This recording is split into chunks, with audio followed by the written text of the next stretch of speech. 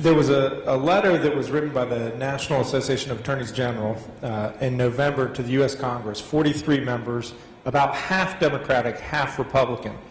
And they wrote to urge Congress to pass legislation extending tax relief for citizens who have mortgage debt canceled or forgiven because of financial hardship or a decline in housing values. There is a mortgage crisis.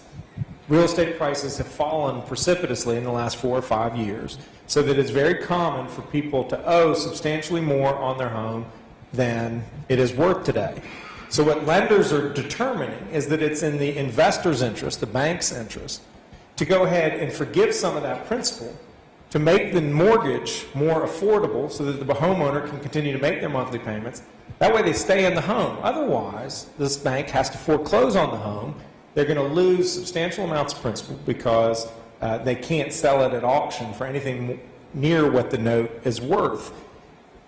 The purpose is to make people's lives better so that they can stay in their homes. That's why Democrat and Republican attorney generals from across the country urged Congress to enact it.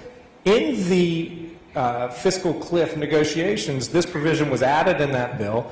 It was absolutely not a source of controversy. Republicans in Congress embraced it just as Democrats in Congress did because they knew we in America have a stake in keeping people in their homes. By decoupling this provision, what you all are doing is for about 2,000 taxpayers in this year, Senator Tucker, you're going to raise taxes on them to the tune of about $5,200 because on average they get about $75,000 in mortgage reduction, either to their note or they've been foreclosed on and they have a deficiency balance, and the bank says, all right, I'm not going to collect that from you, so I'm going to just write this off so you can have a clean credit record, and that way your life can be better and you can start moving on with your life, and maybe you can become a homeowner again. Well, what we're doing is we're making these couple thousand North Carolinians come up with $5,000 in cash for $75,000 in paper income. It's not real dollars in their pocket, it's a paper transfer. That money never gets paid. It's not like the bank writes a check. So to struggling homeowners, we're actually making them come up with cash that they don't have. Why else are they struggling? Again, this is what the attorneys general wrote, Democrat and Republican. This it creates tax increases on the very families who can least afford it. So to your point, Senator Tucker, this bill that you all are passing unamended is a tax increase. But the ones you're raising the taxes on are the families who are struggling the hardest. And that includes the people with the earned income tax credit. 19%, 1 out of 5 people in the state, incomes less than $41,000, get this credit.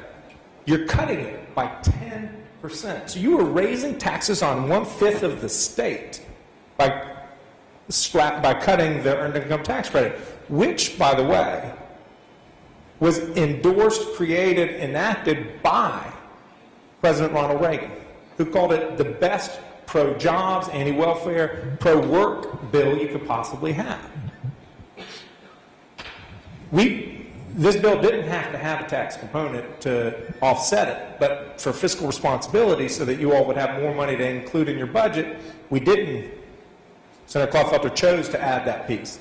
So it's actually tax neutral is what it is. It's just shifting who pays what taxes. Thank you.